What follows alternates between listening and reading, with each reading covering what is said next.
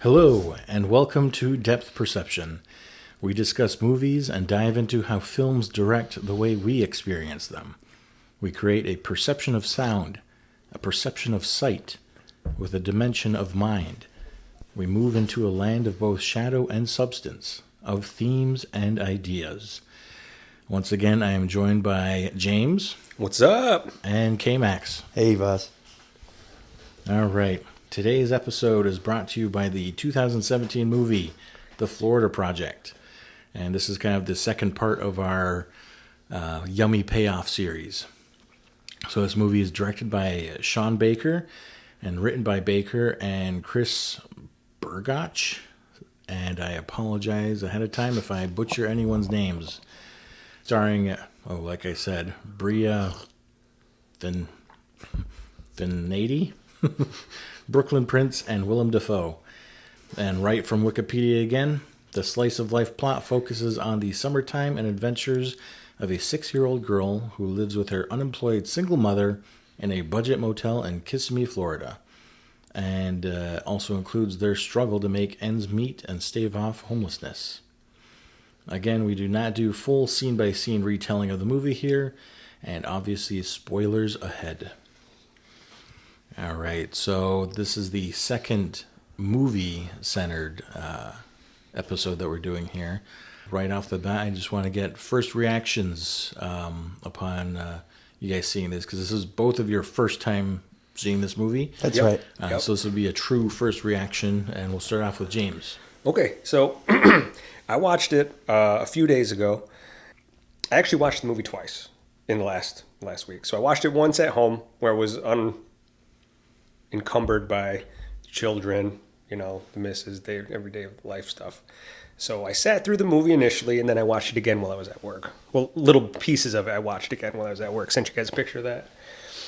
Initial reaction was I did not like the movie. Mm-hmm. So I figured you wouldn't. So I could appreciate the acting and the way it was shot and how it was shot, that I could tell it was well done, like it was a well crafted movie. But following the story and the characters, I'm like, okay, I don't think any of these people have great qualities. They all have baggage or troubles or issues that they pretty much cause themselves half the time. Mm.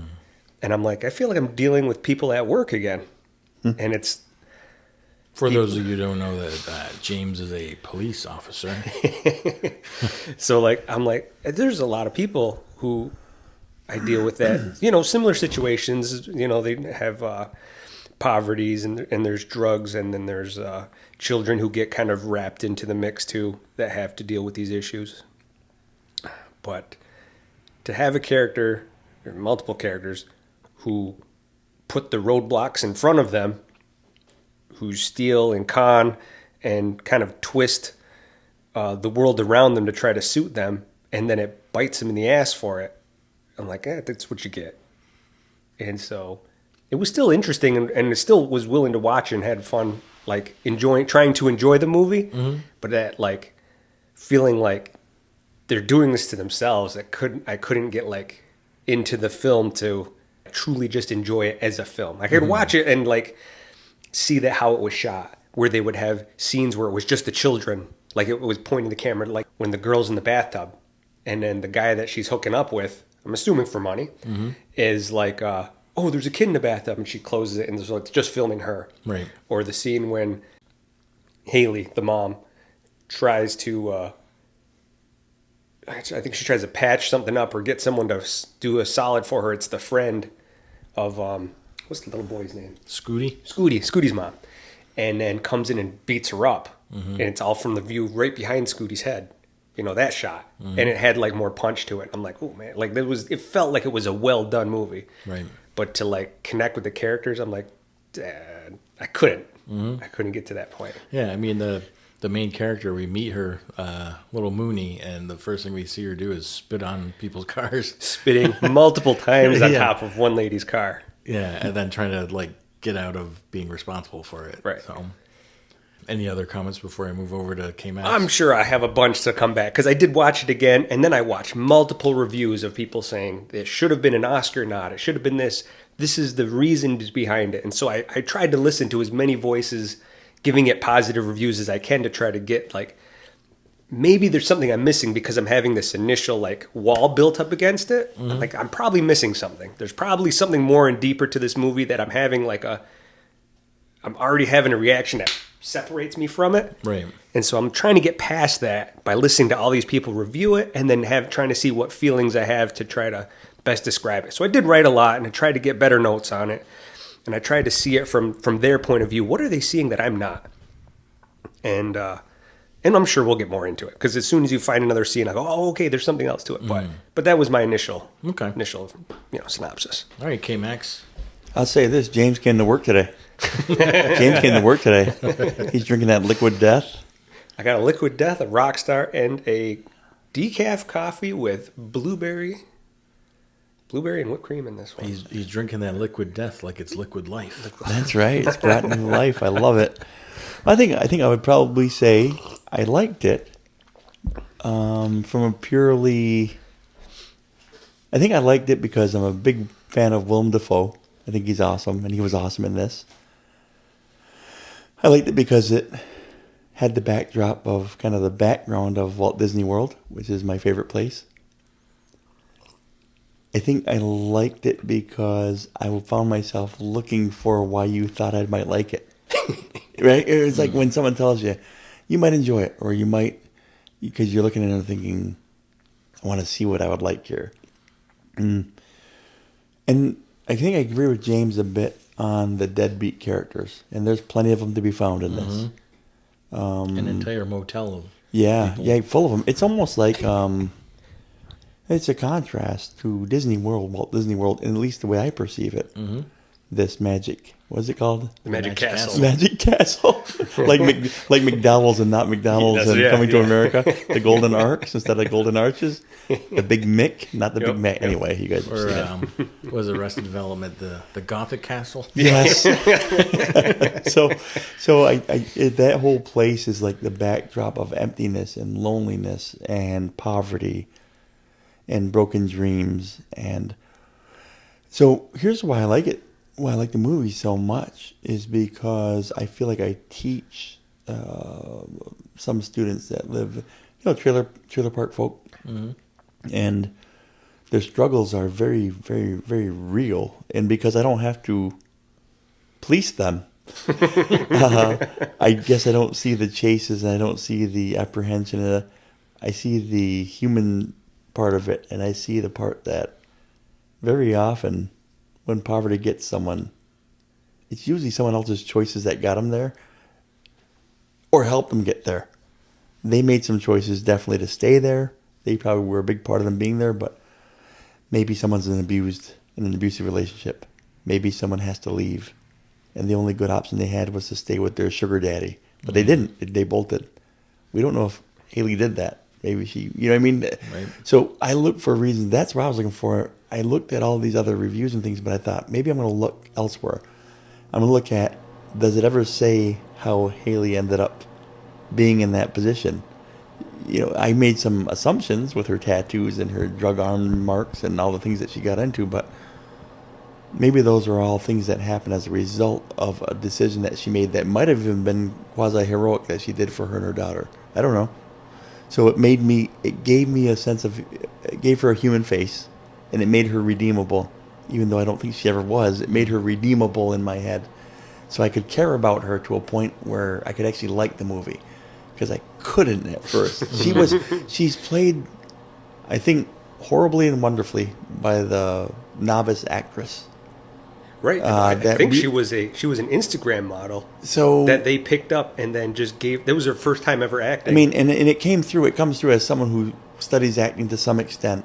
It comes through that she's not a seasoned actress, but it also came through that she played that role the way I perceive it perfectly. Right. Yeah. Right. Absolutely perfectly. And how adorable is Mooney? Like this kiddo who is just full of hope, this beacon of hope. She is that little kid inside of me that Walt Disney himself probably wanted to draw out when I thought of going to the Magic Kingdom, which made the movie perfect for me, which made me, it gives me goosebumps right now, because she's like the little I guess Jiminy Cricket. Like she is like, she's the hopefulness of what life can be, finding joy in the poverty, and showing the audience member and reminding us throughout the movie that joy is a choice, and excitement and hope are a choice, and they're available in the darkest situations.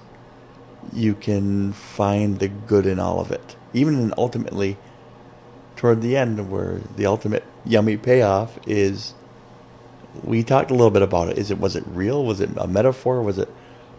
And in my head, it's real. Because I guess I see a reason why I like it too is I like a good movie where I see myself in the protagonist's shoes. You can relate to him. And I thought, how many times before we went on the air today, I was telling you guys about, man, we got to make a plan to get there. And just saying, even if it's just for a little bit, let's just get there. Let's just see it. Let's hang out there. Let's get there, and let's just be there.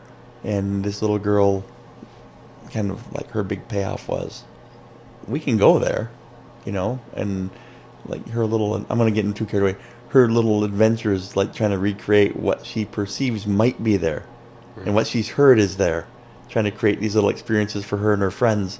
And she's like one of the younger ones in the group, taking them and saying, hey, let's go here. This is just like this. And I thought to myself, I kind of do that on some level. Right. She took Jancy to see the cows, and she said, see, I took you on a safari. Yeah. Yeah. The little things like that, just adorable. And again, I want to, I guess, wrap up my final thing about why I like it so much is, I like the flawed dad character. He's not a dad, but like kind of like the father figure that Willem Dafoe plays. Mm-hmm. He's damaged. I don't know what damages him, but he is limited. He seems like he's limited in what life's given him. Mm-hmm. He's the manager of this kind of a dumpy hotel, but he takes some pride in it too. And then he also takes some ownership of this little family, like some stewardship there. And we get the feeling even early on that he's told Haley advice many times because she's like, I know, type things to him whenever he says anything. And I thought, poor guy. Bad enough he's in this little middling job and he seems to be stuck there. Now he's stuck with this family. And that's the thing about people you care about, whether you like to or not. You're bound to them in a way. And I felt that the whole movie. Like, he's like, remember when Frodo said that about Galt Smeagol? I'm bound to him. And he couldn't explain it to Sam. I'm bound. And I thought about that when I was watching Bobby's character. I'm like, this poor guy is bound to this crazy crackhead woman. And not just her, but a lot of people in that motel. Yeah. So I guess that's my first bat. So my first time seeing this was more towards when it was released. So I think sometime in 2018 I first saw it. And I had only seen that once before rewatching it for this episode. But I was kind of the same boat as James, where these characters were just, man, I hope that's not my kid when my kid starts to grow up a little bit. And then the mom character, obviously, everything that she does, Haley.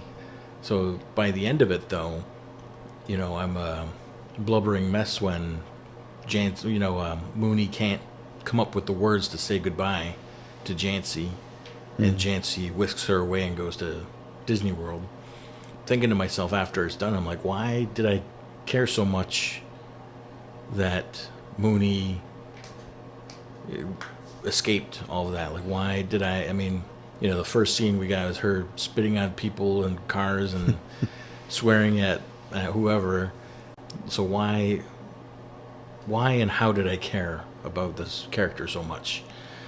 I'll be honest with you, for the past, year, I've been waiting to rewatch this movie, but just the realness of it and the subjects that it goes over, like, you kind of have to be in the mood to watch it. The right time came when, we started the podcast, and I thought, okay, in terms of yummy payoff, if you get me emotional watching the movie, then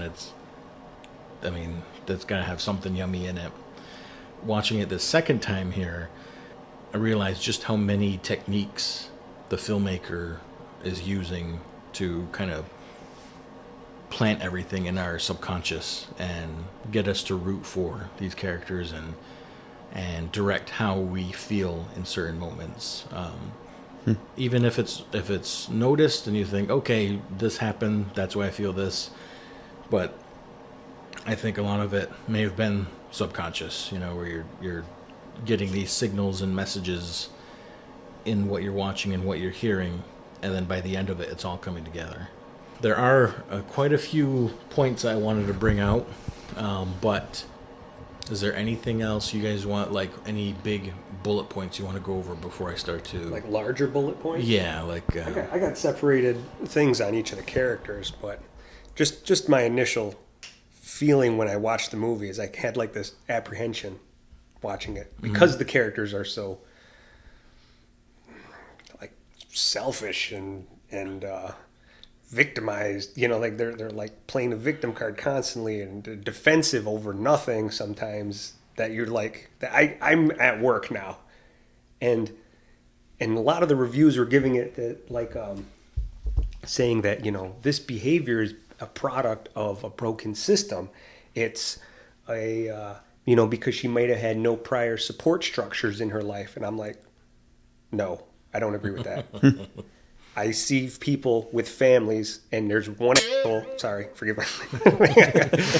There's one person in the family that has to deal with the same poverty, the same broken house that they're in, the same lack of money and food. And there's always one person who is the victim, doesn't take responsibility, and it's Haley.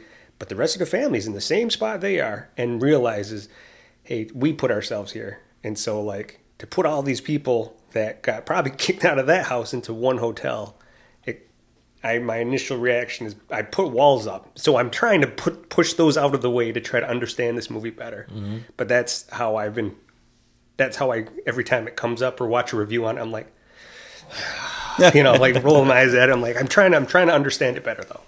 I'm trying to be understanding in these people's lives in this situation. So yeah, your take on the movie was something that I was looking forward to, because I knew you're really I was like, he's not going to like this movie because of these characters. And but I appreciate you trying to figure out, well, how can I connect to them? And because I mean, I know it's got a good rating in most forms of... Every review I watched was rave reviews, everyone. Mm-hmm. And I'm like, okay, what am I missing? Why everyone seems to love this movie? I think that's if someone asks why is a podcast important, it's hard to say that it is, right? Any podcast. Right. But I think that's why this podcast might be important to me, is that all we have is our lens. Like James has his lens, I have mine, you have yours, and all the listeners have theirs.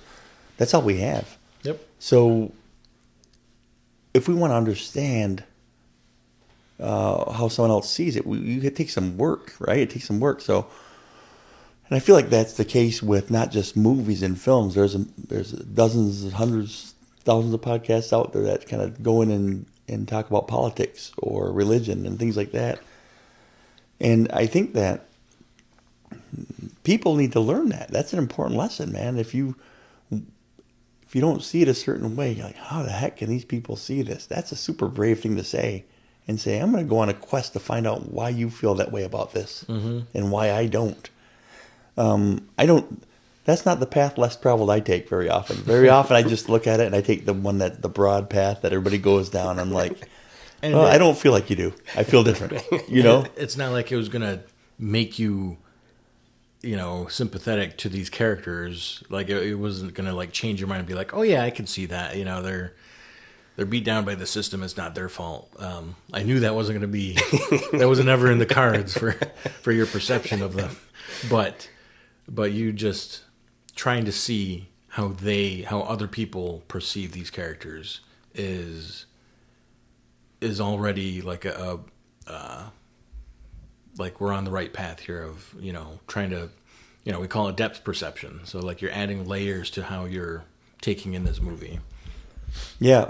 If there's a bullet point I would talk about with I guess a big one would be if I choose to see Haley as Ashley does, who finally sees her for who she is, who finally reaches a tipping point, she reaches a precipice, and she said, "You are unredeemable, get out of my life."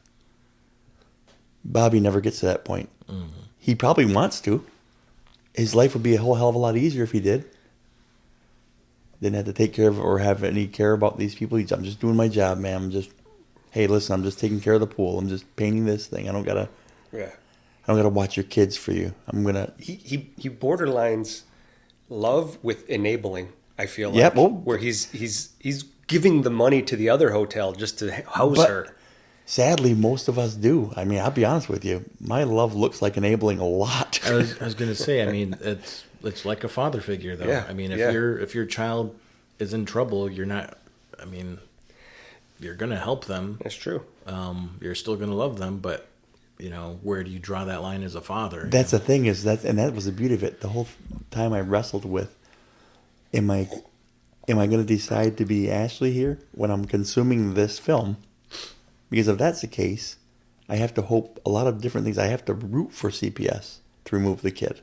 Because if she's unredeemable, they need to get that kid the hell out of there. Mm. Right. And I felt like that too. Because I'm like, yeah, the kids are bad. And I've seen bad kids. Sure. I have bad kids. I am a bad kid. I was a bad kid.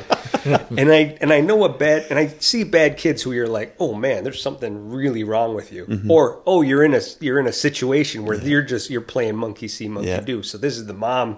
I'm like, if she's not going to grow up to become Haley, Mooney's going to have to be somewhere else. Yeah. Because there's so many scenes that I like with her. The one where it's just the camera's facing her and she's trying to eat two different berries at the same time. She's eating a raspberry and a strawberry. She's like, "Oh man, that's not good," or something like that. I forgot her reaction so much to it. Life in her. And I was like, "That's a fun scene. That was cool." And it's filmed at her height. It's like eye level with her. Yeah. And I was like, "That's fun." Like I have kids. I kids just like that who are just like enjoying their life and they're stealing and they're in the middle of eating at a hotel that's not theirs. Right. It's clearly not their hotel. Ma'am, what room are you in?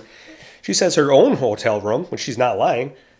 But she's not a resident of that. I didn't even catch that. 323. Yeah. What room are you in? 323.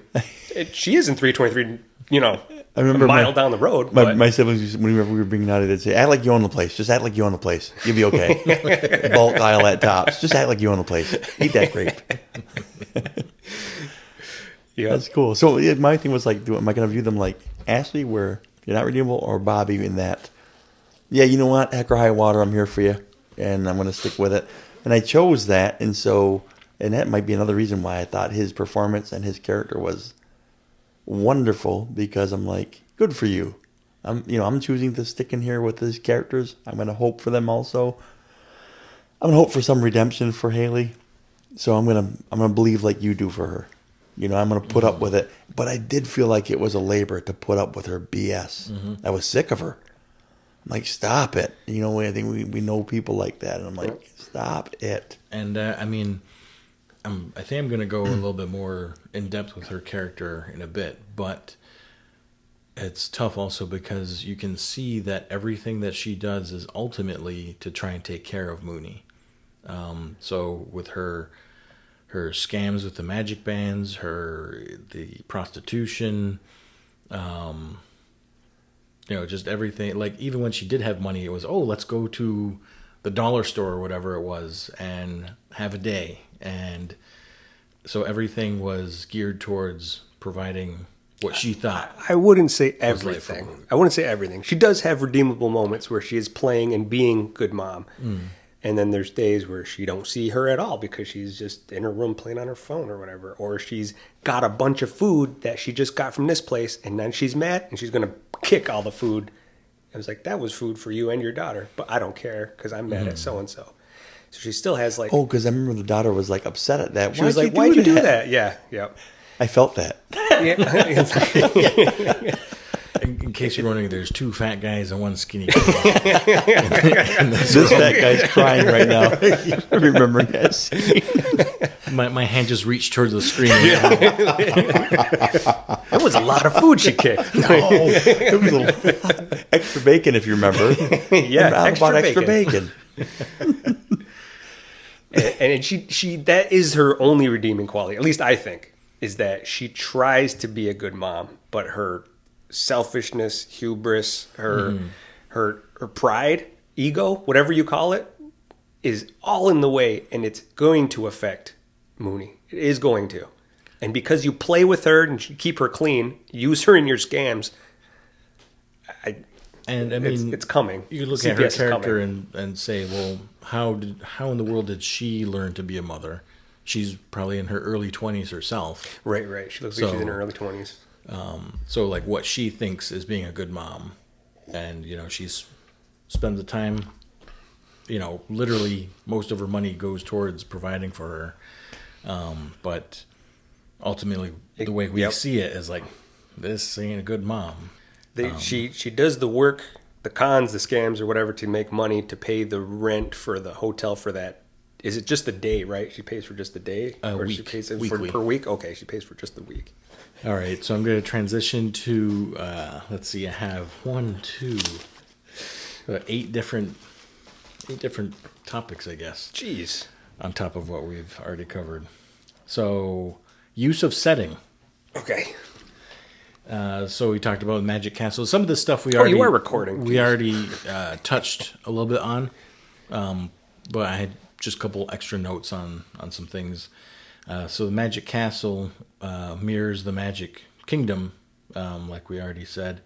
But I saw that as kind of like the idea that that's the best that Haley can provide for her daughter. So it wasn't like, because they don't mention Disney World by name, right, during any of it. It's just kind of a given, and it's like, that's nothing we're ever going to experience. Here's our place. They show the Wizard souvenir shop, and I instantly knew where that was because I've been in front of that Wizard shop. I don't know how many times. I'm like, oh man! Even when I wasn't in Disney World, looking they're like for Haley, right? Yeah, looking for your magic bands, right? $25. So, but one of the things I wanted to point out was Futureland. Did you guys catch this or no? Yeah, that's the other hotel that they're staying in. Right. So, from my count, and I could be wrong on this, but there's 3 times that we see like the big billboard welcome sign for Futureland Inn. So it's in the very beginning when they go over to Futureland, and it's an establishing shot from way back. And the second time that we see it, as a group, they go back to Futureland Inn. We're significantly closer to that sign. And the third time that we see it is just a very small glimpse of when Mooney ran away at the very end. Okay. And I know this because the base of it had like rockets, like the support beams or whatever were themed as rockets. Mm-hmm. So as she's running, the camera's following her. You can see the rockets on the left side of the screen as we're going past it. So to me, like, very on the nose, like Futureland Inn, like, and we're getting closer to this side. The use of Futureland, you had their friend Dickie in the beginning, that his family held him accountable for like spitting on the cars, so he wasn't allowed to hang out with Mooney. Kind of like this idea of like growing up almost, like during the movie they're like, okay, we're leaving, we're say bye-bye to all your toys here, give the toys out because Dickie's leaving, bye-bye, kind of like growing up almost. So just the idea, this Futureland Inn, and anytime that we see the exterior of it, we're progressively getting closer and closer until we're into it with Mooney. Interesting. That's cool. It's also a nice play on Tomorrowland being Disney and stuff too. So they have that Magic Kingdom, Tomorrowland stuff. Right. So. A different part. Oh yeah, you had the Animal Kingdom with the cows. Yeah. So it's a poor man's mirrored. I think it was on purpose, right? I think it had to be. It has to be. And I kind of wrote in here just the closest to Walt Disney World, but not any like they're still miles away. Like they had to hitchhike to get to the parking lot to watch the fireworks during the one scene. Right. So I remember that scene being like very impactful for me, where it was like, wow, like they had to hitchhike for half the day just to get to this spot, just to see the fireworks. And here we are. Well, yeah, we go once, twice, 3 times a year to Disney World and actually see the fireworks in person. And here are these people that live mere miles away from it, and once a year they get to go celebrate someone's birthday by watching it from a parking lot. That scene right there was particularly interesting to me and important, and it kind of struck a chord because we go all the time now, and I love that. Love being blessed. It's really cool. But my mom, we used to go on family vacations. We would find the cheapest hotel in Florida that was within probably 10 miles of the beach. We'd all stay there. And it had to have a pool.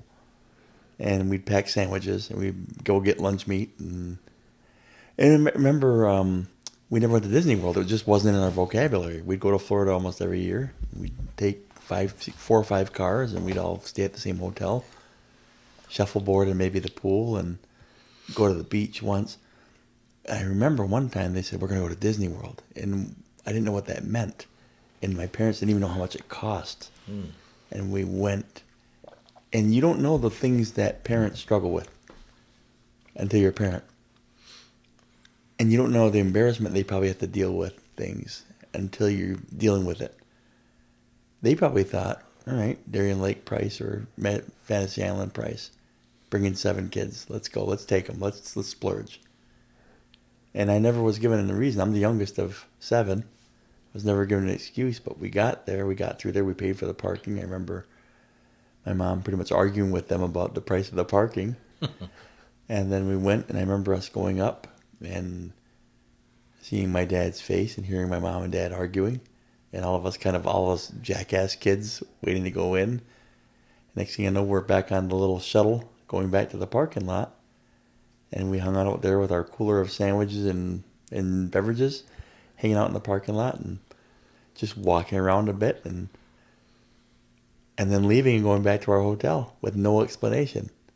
And I remember my sister looking at me, the youngest one, who was probably the only one emotional about not being able to go in, and looking at me and saying, yeah, we're not going to go today. They're packed. It's jam-packed today. It's about like trying to ease it for me. You know, and so that little scene there, like, it put it in big perspective.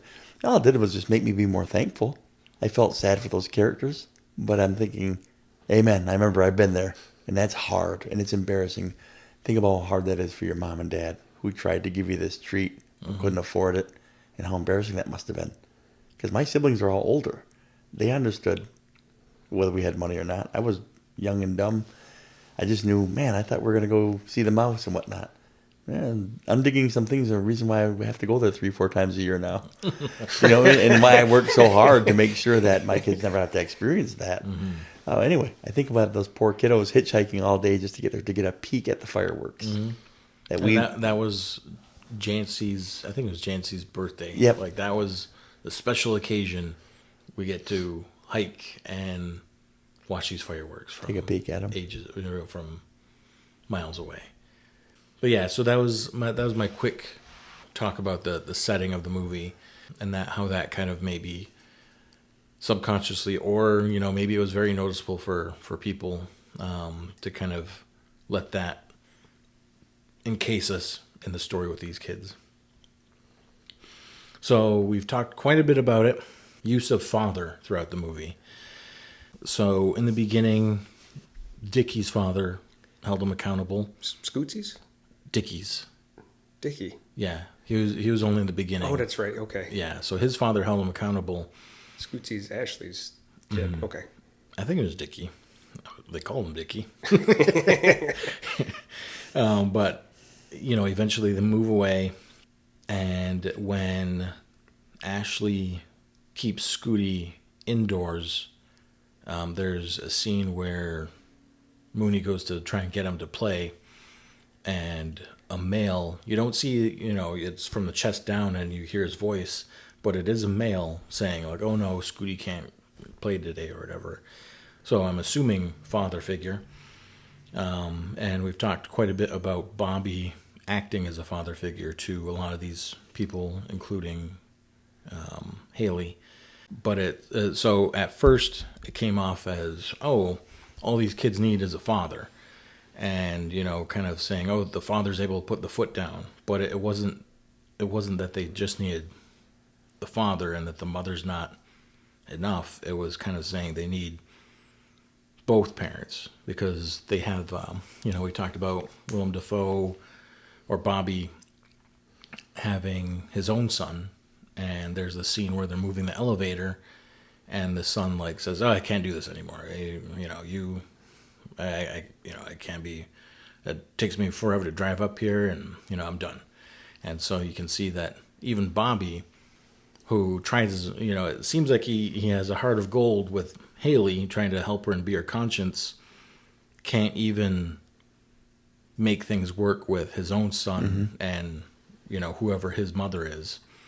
So it started to come off as, okay, this is broken families in general that need two parents, not just single parenthood. So it's not just that, oh, these mothers need help. It's, the father needs help too. You need two parents, two sets of eyes on these children to try and create more of a stable household, because the ones that do, their kids are being held accountable. They're being more responsible. They're learning. They're growing up. That was Bobby as the father for them. Yeah, because there wasn't even room for the toys in the car when they were deciding to leave. Right. And they were like, no, you guys can have these toys now. We'll get you new ones. Don't worry about it. The filmmaker did a good job of contrasting that. So, like, if the audience is getting that feeling like, oh, if you have a strong father figure, it's going to be okay. Enter the dad coming back for his magic bands, who had this relationship with this sex worker, and Bobby guilt tripping him, saying, so let's see, you're going to get to call the cops? All right, let's call them. Let's make sure you tell them what you're doing here. What were you doing here, by the way? Right. Yep. So the filmmaker, in my opinion, is filmmakers like really expert storytelling, saying before you think this is all of it on one side. The father is the key. This guy's here screwing around, and he loses these as he's meeting with a sex worker, and his family's over at the Magic Kingdom. Which, by the way, I don't recommend that. I'm just kidding.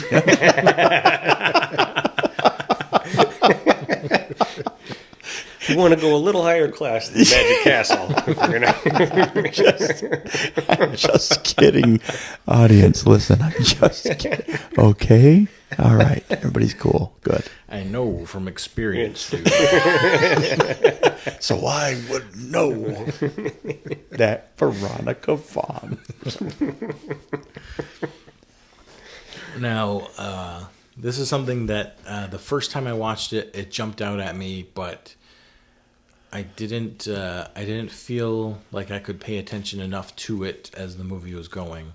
But it was kind of like a bookmark, like, okay, pay attention to this tool next time to see where it leads.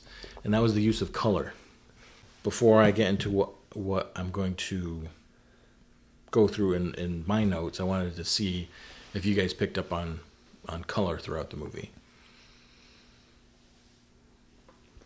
I didn't much. The only thing that caught me was the reasonable facsimile of Disney World being the hotel they were at, and the lame attempt at using like the veneer like painting. He seems like he's painting on 2 or 3 occasions, the railings once, and then the awning or something. Oh, there was there's like soffit bricks on the sides of the, so it's like, purple and then the yellow bricks on the edges. I saw like an effort to make it look like Disney World. That's the only thing. And I saw Disney colors that might have been like Caribbean Village or something, or Old Key West. The colors of that place. Very vibrant with a almost dilapidated surrounding. Yeah. But it was constant though. It was everywhere they went had some type of like bright veneer on top of it. And so I'll start off with the brightness, the colorfulness, and attributed that to Mooney and how she perceives the world and her positivity and how she's able to see the light side or she's only able to see the light side of every situation that she's in. So everything around her is colorful. So Magic Castle is colorful. The condos that they burn down are colorful. Oh my God. Each of the things that they pass, like the was that the giant orange thing? Oh yeah. The clothes that they wear are colorful. And to combat that, I kind of noticed that everything that was beige or washed out was associated with maybe not negativity, but like very adult subject matter. So you see Bobby dressed in a lot of beige colors. You see the pedophile, that scene, he was wearing like beige, washed out colors. That's when they were in front of one of the hotels that were all beige when she's trying to sell the cologne. Oh Trying yeah. to talk them into buying the stuff, and then Mooney's actually helping her sell it. Well, if you're not going to give us any money for the clone, at least give us a few bucks for my daughter. So now she's in the middle of like them trying to.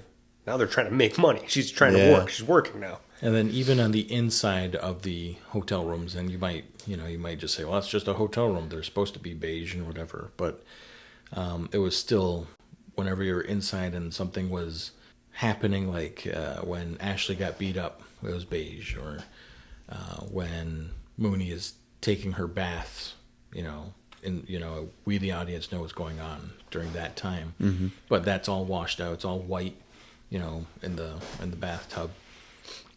There's times where they're in the hotel rooms, and when it's happier or it's supposed to be a different mindset you're in, the glow from the TV is changing the color of the room. Yeah, they have like hanging lights and stuff too. Mm-hmm. They're hanging lights in the background. And one of them, there's a point in the movie where I think it's towards the end when Haley's mad at Ashley.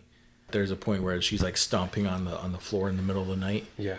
If you look at the colors, like the TV is a certain color, and whatever's playing on it doesn't really match up with the room. The room is like turning different colors, and it's going green and blues and reds and yellows, and to me it was kind of indicating this turmoil of is it a serious situation? Am I trying to have fun? Where am I in life right now? Is it like, what am I supposed to be doing?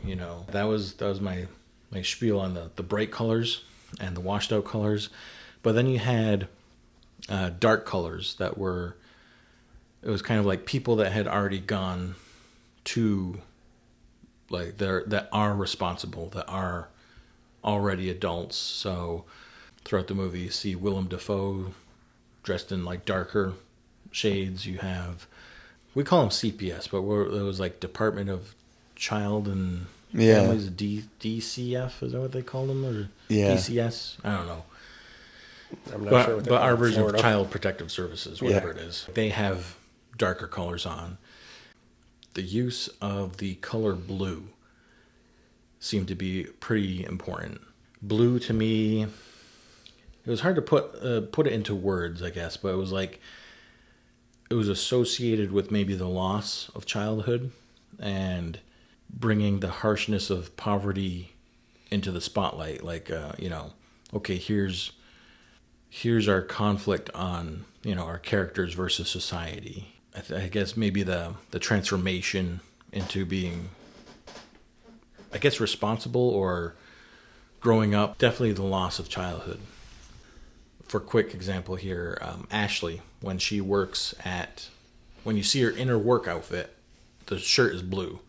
Mm-hmm.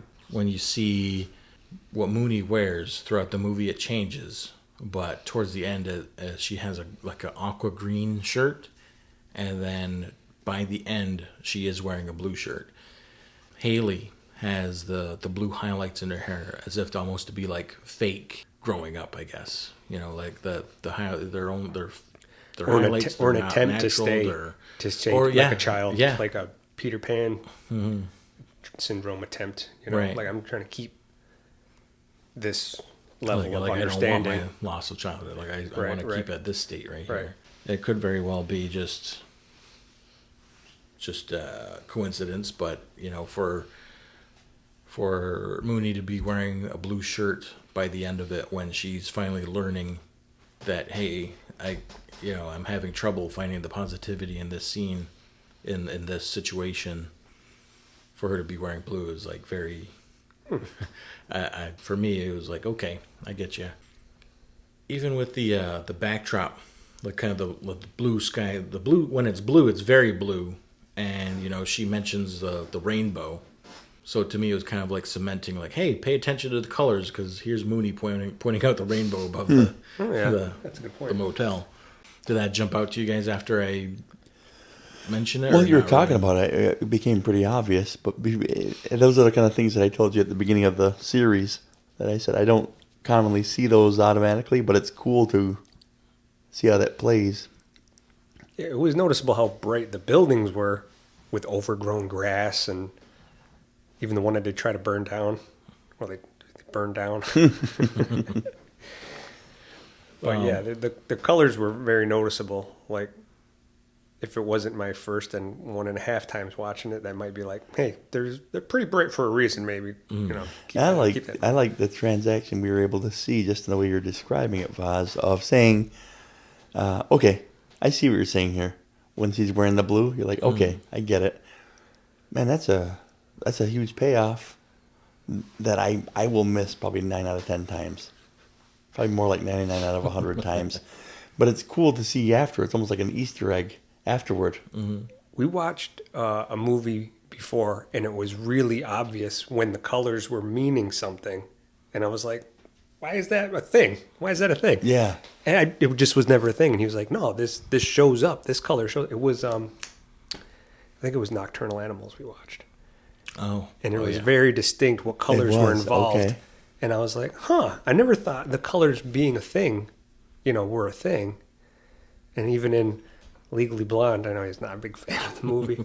me and my wife watch it once in a while, and it's it's a fun, stupid movie. But like, her clothes change according to the last interaction she has. Some big win, it's obnoxious. She's in like a half a bathing suit with a boa, and it's bright pink and stuff, and it's based on the last interaction she had. And every time she gets kind of put down, put in her place, or kind of demeaned for being this ostentatious, I'm going to Harvard Law. Yeah. The clothes become, meek, and kind of timid based on that last interaction. So I was like, I never noticed that. And he pointed it out. That's cool. And so now it's a thing now. Now I'm like, okay. The colors must have some type of meaning behind it, why they put it in this light. And I know I don't see it very often, but I did see it in, I don't know, maybe it's my interest level, but I saw it in one of the movies that I enjoyed the most, in Oppenheimer. I saw color and non-color, and I knew exactly what it was when the storyteller was telling it. And I'm like, oh, I see why you're doing this. And I thought, maybe. But it made me sit on the edge of my seat because I wanted to be right as an audience member. Here's why I think this is black and white. Here's why I think this is color. It wasn't until later that I realized, yes, it is. It just kept reinforcing. I'm like, yes, it is. Every time it came on again, I was like, these are yummy payoffs. Repeated yummy payoffs. And don't we love those? Over. And over. And over again. Till we die. Till we die. The fateful praying mantis. You do know that story. One could only be so lucky. It was Ralph's favorite line, but that's a different story altogether. Altogether. So he beat them to death with their own shoes.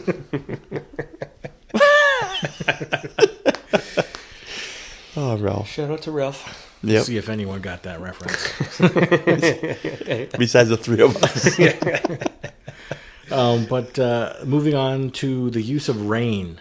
So it rains because for the first half of the movie, it's just bright skies, happy-go-lucky, bright blues.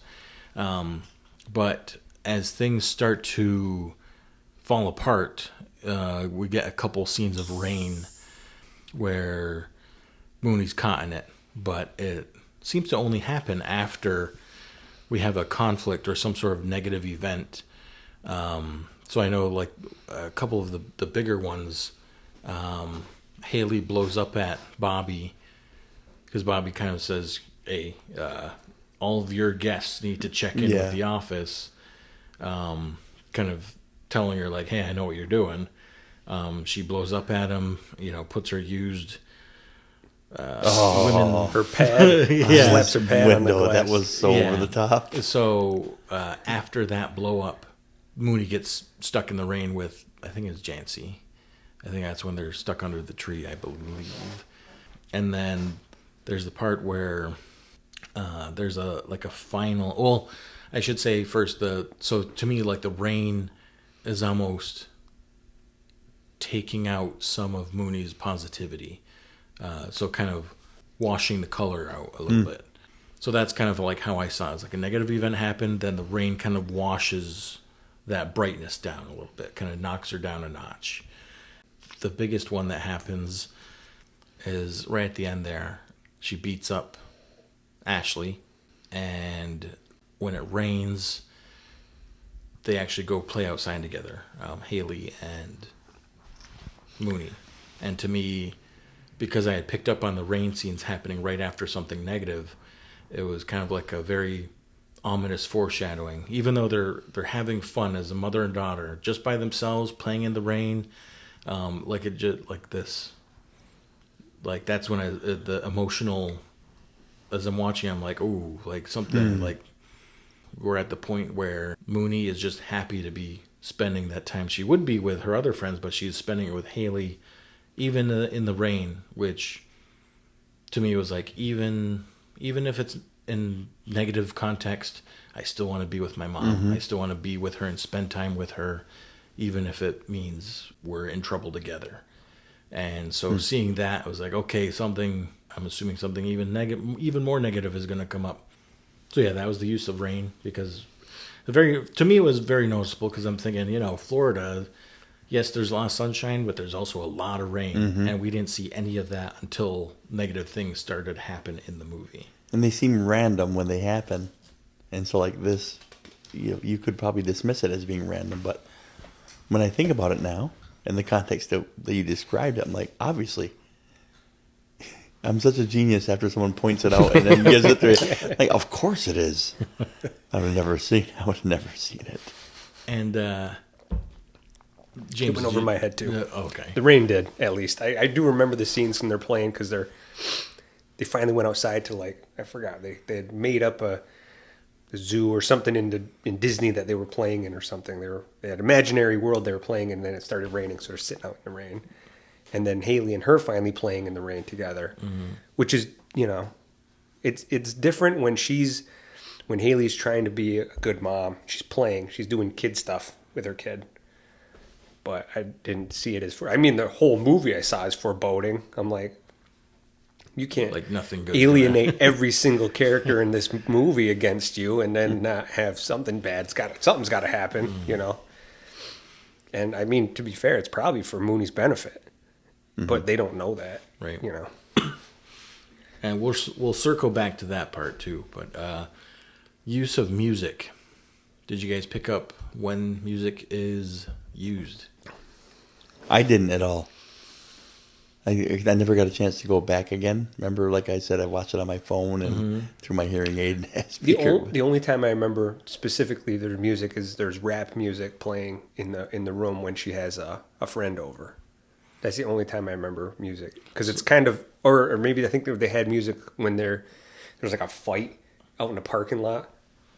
So that would be like I should differentiate this, I guess. Because not score, it's definitely okay. Yeah, it's not score. It's so that music is what's the word I'm looking for? I learned it once in school. Dianetic, is that the word? So like we're supposed to be listening at like how they're listening to it, right? Right, like it's us hearing the music, like not we're just not them. Like if we're watching Indiana Jones, we're not hearing John Williams music playing. Like we're hearing what they're hearing. Right. I'm trying to see if I'm using that. Oh, It's a weird- diuretic. I'm kidding. Oh, I'm flushing the liquids out. I get it. Yeah, I see. Dietetic? Oh, man. It's been a while since I've... No, I have heard that Class. term, though, in one of Diuretic. the other reviews we were doing. Well, it's not Dianetic, I don't think. I got something about Scientology. Well, either way, Let me try. it's Keep doing music that, I guess, soundtrack then. So music that's for the audience and not for the characters. So in the very beginning, we had Celebration, that song Oh, playing. yes. And the second time watching this movie, so, for this episode when I was watching it, my thought was, Celebration, very on the nose choice for the beginning of this movie. And my thought was, I bet you this just cuts abruptly in the same way that Mooney's life cuts abruptly.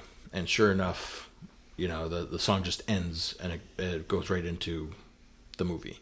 So the Celebration plays through the opening credits and it shuts off. So right away I said, okay, so the rest of this movie, I'm assuming, isn't going to have any music and it's going to be more just regular sound without any...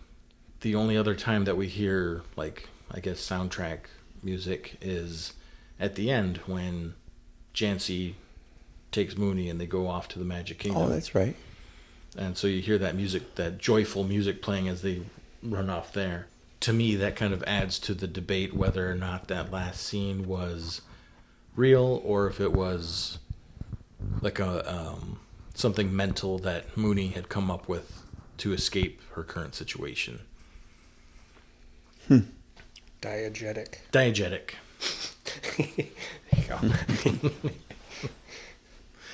Well, Diegetic. James, bring us the word of the podcast here and read the definition of that for us. Okay, diegetic music. Source and background music. It just switched on me. Also called source music, is music that is a part of the fictional world portrayed in a piece of narrative media such as film, show, play, video game, and is thus knowingly performed and or heard by the characters. This is in contrast to non-diegetic music, which refers to incidental music or a score that is heard by the viewer but not by the character. There we go. So the rap is diegetic. Right. That's for the characters in the story are hearing. Yeah. Oh, little addendum to the use of water, but the bath also being used to kind of wash out her positivity, Oh, yeah. and we know why. Yeah. And James, you actually picked up quite a bit on this, but the use of camera. Yes. So the height of it changing to show, whose perspective we should be thinking this through. Right. They even did like Peanuts, shots where you can't see the faces or you can't see the upper halves of adults. Mm-hmm. There's scenes where it's like, I'm so thankful. Peanuts. Thank you. Sorry. wah, wah, wah, wah, wah. But yeah, so depending on what height the camera is kind of the lens that we see that situation at. Right. And there was two I pointed out earlier. I don't know if we recorded when we talked about this part. I believe so. Oh, it was okay. But there were two shots. One where she's in the bathtub and the guy comes Yes. in, and the other one was when Haley gets in that fight with Ashley, and it's from the point of view behind Scooty's. And you Scooty's mentioned face. at the end too, when they're at the fancy hotel, the free Right. breakfast. They break in. Yeah, they break in. They sneak into the fancier hotel and then eat a free breakfast there. Mm-hmm. And it's just right in front of Mooney's face, facing her, and it's just like a few good seconds of her just eating berries, and it's very light, and it's like that's fun. It's a fun scene in a stolen. Well, they're committing theft. They're having like this fun scene where it means nothing to Mooney, she's having fun enjoying her berries, and it's beyond her. You know, the waitress asks for her hotel room. She gives the hotel room number. It's not from the hotel they're staying at, but she gives the number, the correct number. And to me, the use of the camera, it also played into. There's a lot of scenes that felt like a documentary, like it was showing you a kind of, okay, here is how this group of people live. This is how poverty is here. This is how,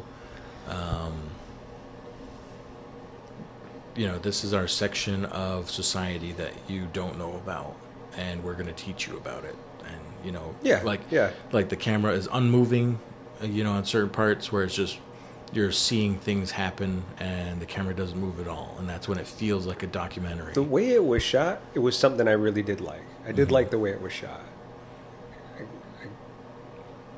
And like documentaries in general are meant to shed light on something, call attention to a certain subject.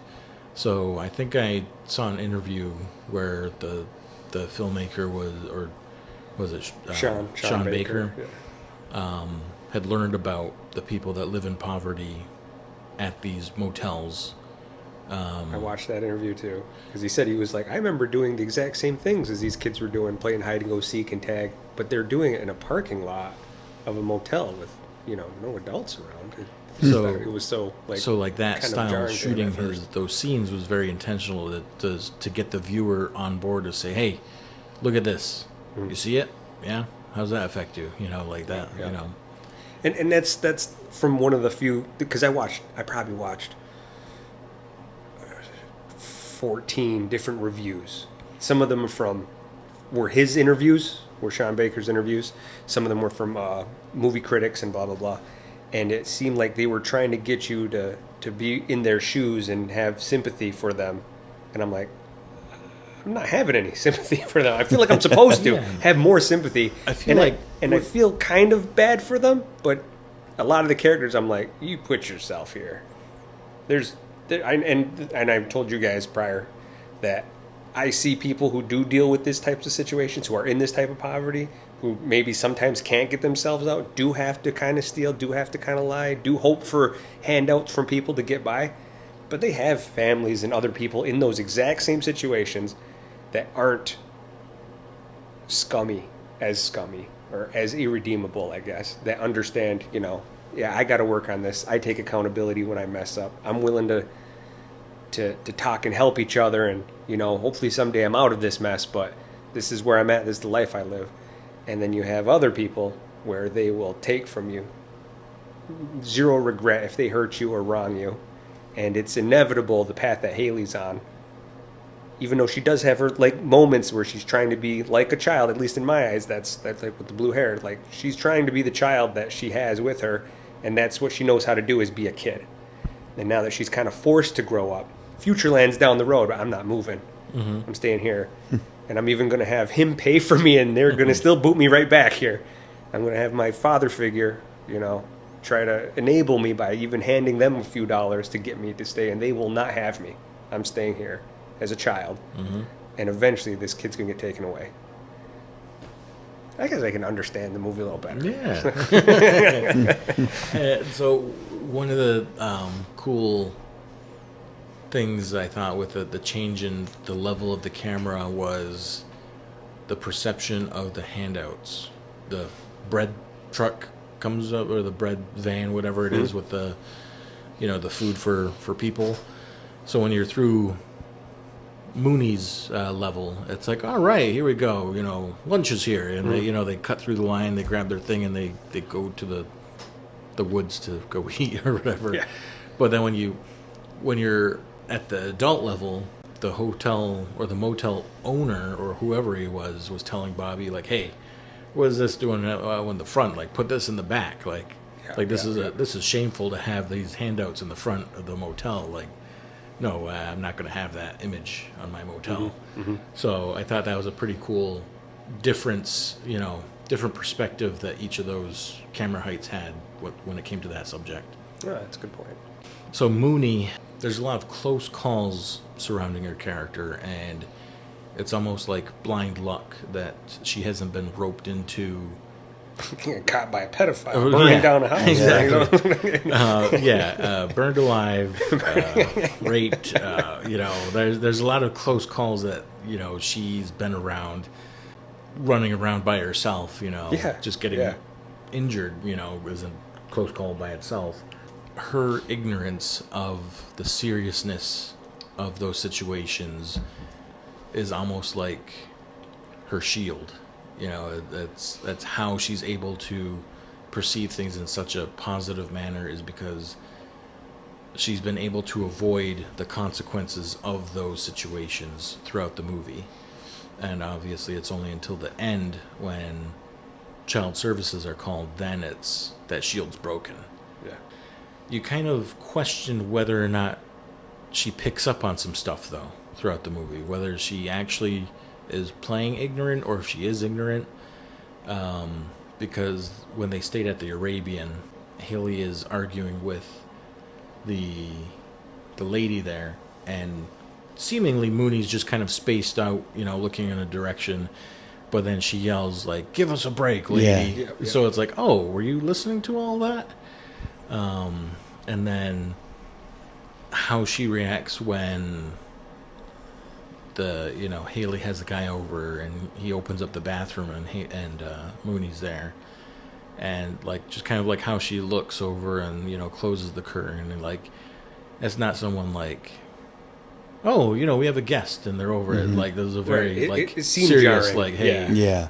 It seemed like she knew this was not, like, it was adult. It was not for her. right. And then later on when they see the guy, she's like, "What? Does he have to use the bathroom again?" Like, Oh yeah. like, oh, she like I she didn't notice remembers that. Yeah. Oh, that. Huh? I didn't pick up on that. I remember her saying it, but I didn't know.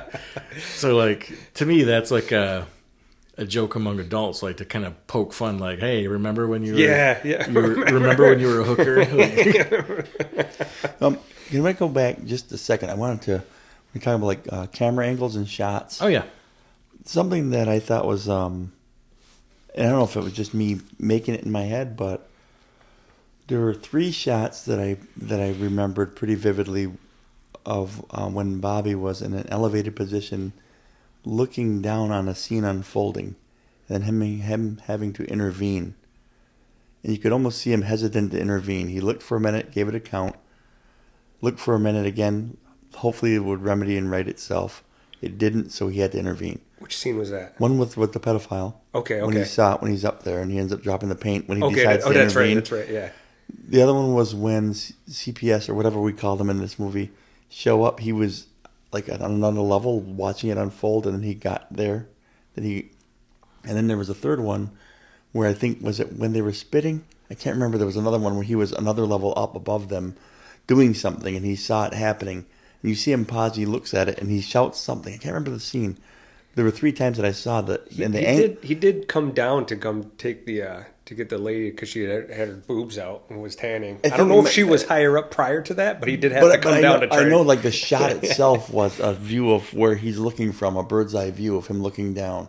And to me, I felt like, because I've seen that in other movies before, when a character's doing that, and it's almost like a God type thing. Like, I'm seeing this, am I going to intervene? Am I going to not? Am I going to let it play out? Am I benevolent? I'm sovereign in this. I have a decision to make. I can do it or I don't have to. And to me, I thought that Bobby had a lot of those characteristics. Like, he's imperfect, he's flawed, but he has a choice to make. Am I going to intervene here or am I not going to? And I thought that might have been... I remember because I thought Voz would bring this up today, the idea of camera angles, and that's the only remarkable thing that stood out to me, and it may be because I was looking for it with Bobby. Like, I wanted to see some evidence. He had an odd role. I mean, especially being Willem Dafoe. There's got to be a reason Willem Dafoe is in this movie of nobodies. I told Corey that right off the bat. No offense to the actors, actresses, not nobodies, but he is the gold standard. He's the gold standard for some kind of acting. Not the kind of acting that I usually like, but for some kind of acting, he's the gold standard. Plays characters that are very You don't love the Green Goblin?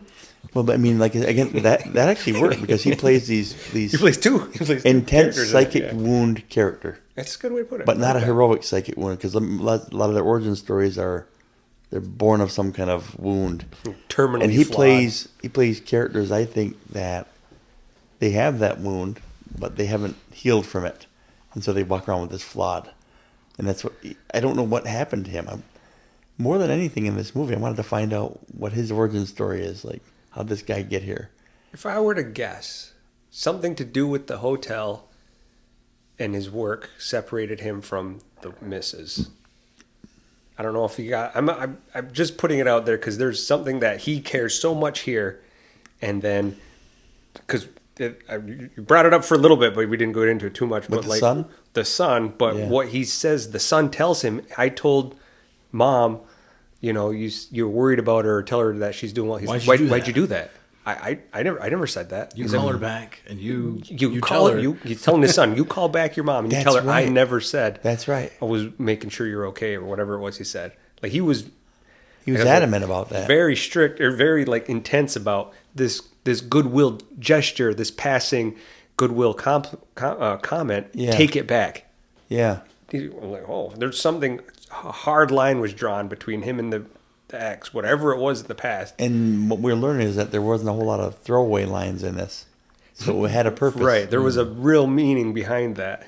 Yeah. I've never heard anyone say, "Hey, I told someone, wish them well." You tell them, "I don't." Take it back. You take that back. Yeah, like Don't tell them that. For someone who's out there getting almost in fist fights with pedophiles, protecting these kids. Yeah, yeah. Their parents aren't protecting them. Right.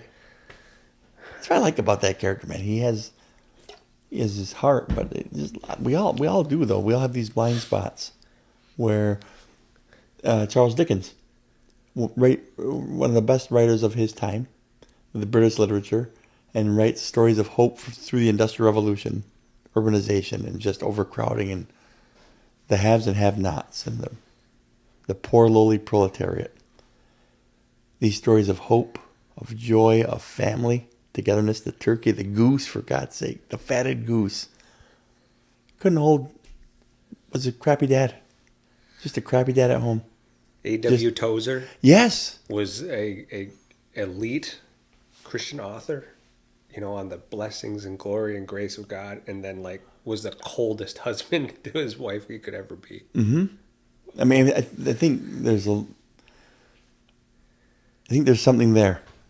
There's something. There's definitely something there that is fascinating about the authors that they dig in and then they might throw I think I call them Easter eggs, something that maybe alludes or kind of points to. I'd like to hear the story. I'd like to hear more interviews with the filmmakers to say, why did you do this or why did you do that? I wanted to get more to it because I'm like, I hate And, this movie. and I gotta tell you, but I want to know why. I feel I'm- I'm willing to hear the other side of it. I wanted to get this out there in this podcast because a role that I thought, why did you take that role, dude? It's so beneath you, for Willem Dafoe. Not in this movie, but in The Fault in Our Stars. Have you guys read it or seen it? I have seen that. So one of my favorite, I do it in English 10. And he takes this role of this character who's this American author living in the Netherlands. He's kind of a recluse. He writes this amazing book by our two main characters, find it amazing, life-changing even. The haplessness of life kind of a thing, kind of this macabre sense of hopelessness. And it's a story about this, there's a flower guy and there's a rat and there's this, there's this wonderful story called, An Imperial Affliction is the name of the book. And two of the main characters, they discuss it all the time. And one girl's dying of cancer and can't wait to go talk to this guy. And it's her dream and, he'll never write back. He doesn't want to do that. Anyway, she has this dream that she wants to go talk to him and find out what happens in the book. What happens? Tell me what the motivation for this is. What happens? Tell me what happens to these characters. I care. And as a person dying of cancer, that's her final wish. I want to know and I want to do this. And then it was played by Willem Dafoe. The author was Willem Dafoe, this recluse. And he's like, his assistant writes these lovely letters back to the fans, inviting them there.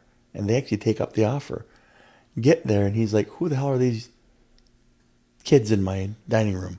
They're here to hear you. You said you'd sit down with them. He goes, did I? You know, he was just so nasty about it. And he played it masterfully, though. There he was, this wounded character, irredeemable, and not even redeemed in the end. You know? Just this character that's... And I thought to myself, the irony that, you know, like the song in the beginning, the celebration song that's cut off abruptly. Mm-hmm. The big line that's used in Fault in Our Stars is, the book ends in the middle of the main character in the middle of a sentence. The book ends in the middle of her sentence. It cuts off. And I thought, I wonder if the filmmaker was even cared or even thought that that's exactly a big theme in John Green's book, Fault in Our Stars. Probably not. But that's kind of stuff I get interested in. The more like the literature level of it. Because it said a bunch of times, and Willem Dafoe's character says, no, that's just it. The book ends the book ends there because her life ends. That's how it works. I'm sorry, life's not a wish-granting factory. I'm sorry that I can't accommodate to you the way that you're used to being accommodated to because you're dying of cancer. You're a genetic freak. You're a failed experiment. That's what you are. Deal with it. You know what I mean? So he says all these heavy things, and I'm like, I remember thinking, this character plays this, and I couldn't help but think that. I thought, I got to bring that up just for my English 10 students to think. Yeah. That's because there's a theme that is similar there, and you're just an actor on here. I wonder if you said anything about it to the filmmakers here. What's his... Because usually you see people that are involved, or they do rewrites or even make suggestions, and he's the only one with juice on the staff. Yeah. That would have the juice to make that kind of call. I don't know. That was interesting, though. Well, Baker seems like he has it very distinct what he wants, but it doesn't seem like he would be opposed to an idea, at least from watching the interviews and stuff. What else has he done? Do we know anything else that he's done? I mean, because this was... something called Tangerine, whatever, and I watched a couple interviews on that one. That was one that was like... It's like in L.A., and it's another gritty, real-life people that's almost too gritty. Yeah. But similar type of setup.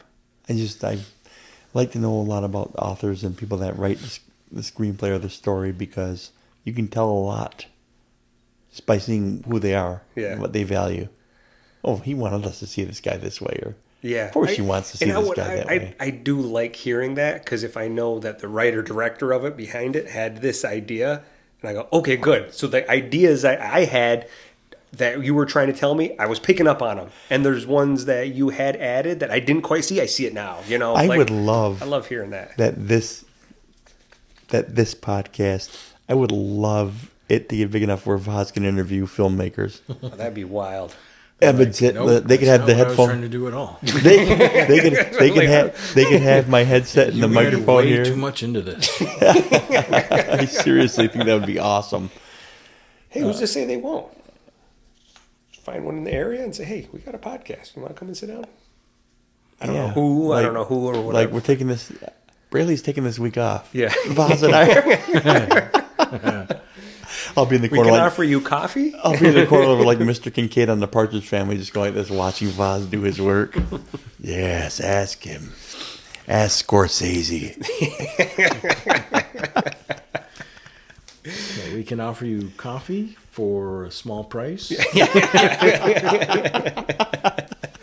If you want to bring a pizza, that's fine. Yeah, I would suggest bring a pizza. Comes with the territory. Chris has said he's bringing coffee the last 3 years. He still hasn't. So I wanted to. There's just a few last thoughts that I had with the finale there. So I feel like Ashley's character had an understanding at the end, because Mooney wants to say goodbye to Scooty, and so she goes up there, and when she explains why she's there, there's no problem, and Ashley gets Scooty, and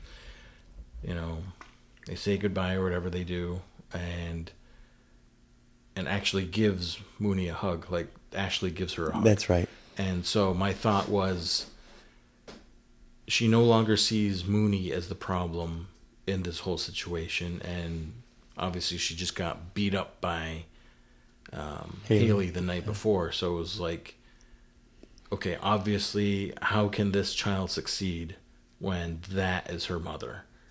And so I think she kind of had this realization and didn't blame Mooney anymore.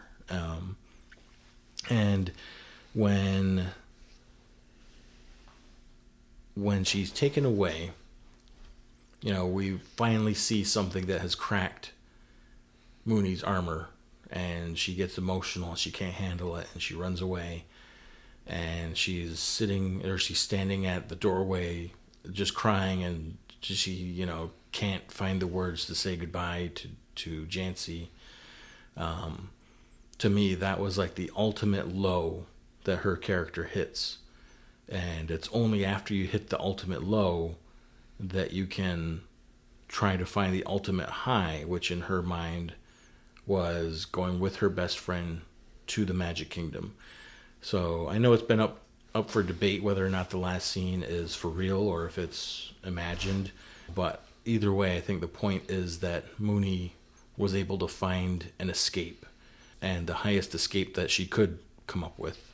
And I think that's the more important part. That's like the triumph right there, is that she was still able to come up with a positive alternative to the situation that she's in. So that was my... I like that. No, I like the way that's put.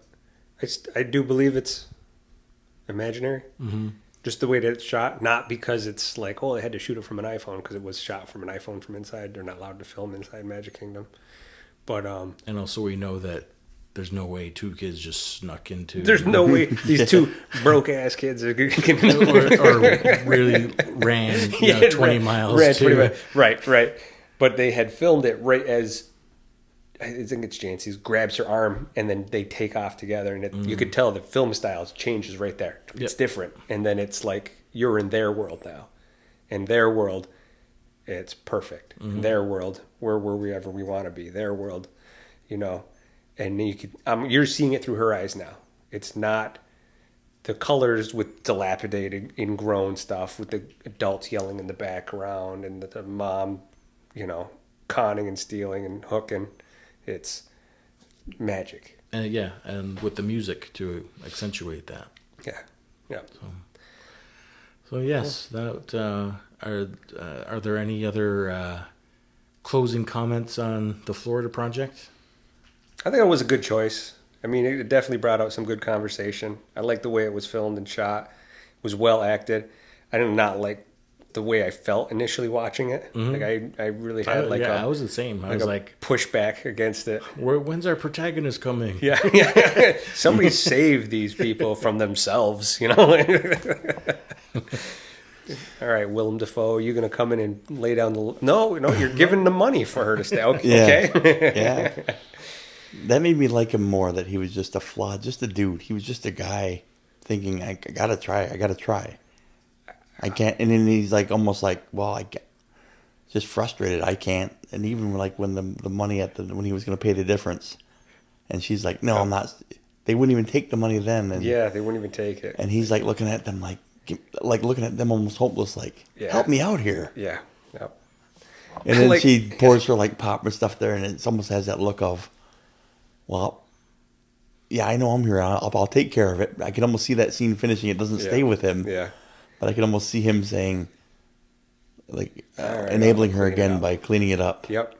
Don't call the police on her. Don't call charges. I'll clean it up. Yeah. I was worried when they took off, when the two girls took off. I thought, this movie's just dark enough to have it end tragically. Where are they going? To have it end tragically by getting it had that feel to it, and I'm glad that didn't happen. Okay, did you see that coming? Like, what did you think was happening? Because it changed. The camera changes the type of filming it is, and the kids are whisked off. What did you think was going to happen, or did you? I think my first reaction was hope. Is it okay? Like the music, I didn't know where it was headed. I was very aware that there's no music through the whole thing, and then all of a sudden there's this joyful music. Score, okay, and they're running together towards something. And they're holding hands. They're holding hands and stuff. Yeah. You know, in that moment, it's so fast, and you're cruising along with them. But when you find out it is Disney World, it's she finally gets to experience it. Good for her, And it wasn't until like afterwards I was like, I don't know if that made sense. Yeah, I don't think those two ran past security and through the right. They're 10 miles down the road. But again, I don't think that was like sure, it's up for debate, but the important part is that she was able to find that escape from her situation, find that positivity through her ultimate low. And that's where we come up with our yummy payoff, was that triumph. To me, it was a triumph of her being able to still have that positivity after being hit over and over again by circumstance and situation that was out of her control. Resilience of children to yeah, that's it. Her hope. Still hope. Yeah. So I think last week we talked about I had 4 categories, and the last one was triumph or salvation, and so to me that was like a big triumph moment for her character. Love it. One more scene that came to mind was when Willem Dafoe's in there watching the kids eat ice cream, and he's just staring at them. Yeah, waiting they're waiting for that one drop to hit the ground. It is like, that's it, one drop, you're out. Come on. What great acting by that kiddo too. Come on. Come on. Oh, we gotta go outside. It's gonna melt outside. It's melting inside. So yes, that was the Florida project, and so this has kind of been an arc of themes I'm finding out in these first handful of episodes, because we start off Godzilla, but we'll say Yummy Payoff was kind of like the beginning episode of.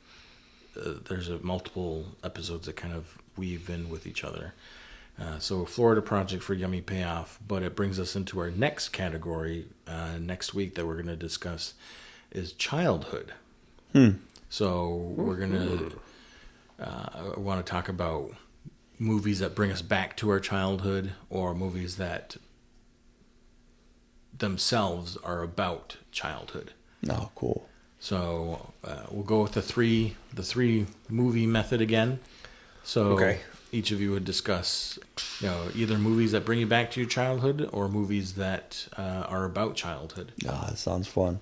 And after that, for right now, I have penciled in E.T. for childhood. I've actually never seen E.T. That was one of the reasons. And then Kmax, you've seen it, right? Yes. Okay. When's the most recent time that you've seen it? At least 30 years ago. Oh, okay. Yeah, so I think E.T. would be a good choice for that, because it's been a handful of years for myself. And it's kind of funny because that weaves into the last stretch of this chapter of this section of episodes. We'll go into fatherhood. And then we have a few movies picked out for fatherhood. So 2 movies, 2 episodes of reviewing movies for fatherhood.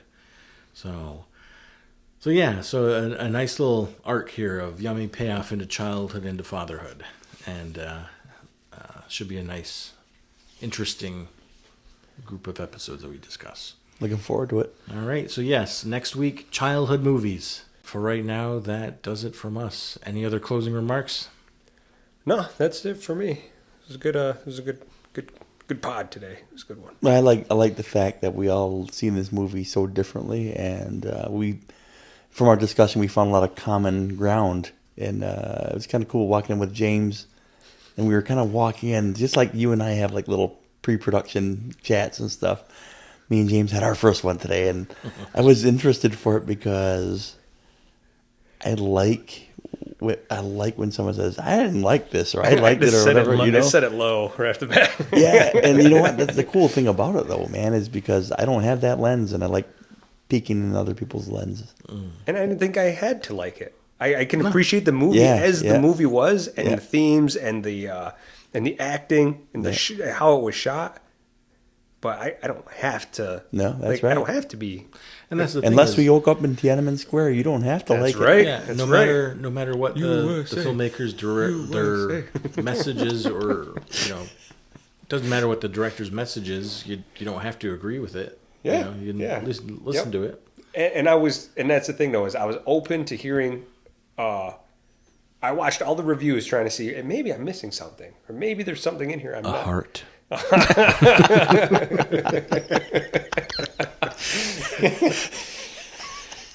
He's like, no, that's not it. No, it's not it. Oh, I gotta great. be Bobby on the road some days, okay? I gotta be Bobby. Probably more Sick of often. being Bobby. Probably more often than Deal with enough scummy yummies at work. that's the role of the teacher also, man. Being Bobby and mediating these things nonstop. And Yep. even though you're flawed and you're at your last nerve sometimes, you have to still, that's probably why I love the character so much. I'm like, look at him. He's up there painting the thing. He drops the paint and the guy tells him, what the blame you doing? Yeah. Meanwhile, he's doing this huge mission of mercy. Like, I'm protecting these kids. His eagle eyes are scouting out this mysterious man, and just Yeah. I hope people watch this movie. I would not have. And so I'm glad I did. Mm-hmm. Yeah, it's one that I think flew under a lot of people's radar, and I don't think people knew what to expect from it. And it doesn't Rightfully deal so, with flew under the radar. it doesn't it doesn't deal with fun things either. Like, No. here's poverty. It Here's Haley. It was I think as far as character development, it was well done. It really was. Like you didn't have your typical arc of a story with your character. You didn't have a typical protagonist and antagonist. Your tensions were like internal and societal, and it still was a well done movie though. I will say it was a well done movie. Yeah. And I know there's also debate as to whether Bobby calls the services or Ashley does. right? Yeah, but I think at that point it's a moot point. I mean, they were going to be called eventually by anyone in that motel. So I don't think that was. I assumed Ashley was going to call the cops for the assault, and the fact that they were there waiting with CPS or whatever they're called. I wasn't so sure after that, because I was like, "Oh, Haley's going to jail," not they're here for the child. And I thought Bobby had seen enough. Right. Like There's no way I can the protect voice these of kids reason anymore. and- I cannot protect these kids anymore. Right. This is the first time we've gone overtime discussing. Yeah, I mean, not too much though. Just by the nature of our discussion, it's been about 90 minutes. I feel like it was actually contributing. The other times, I were just gotta like, say, "Hey, you're on- what do you have for this?" I got nothing. No, I don't know. There wasn't an ounce of symbolism in that movie. Continue. I was there for the monster. I don't know what you guys are watching. I was there for the monster. This is Depth's Perception. We'll see you next week.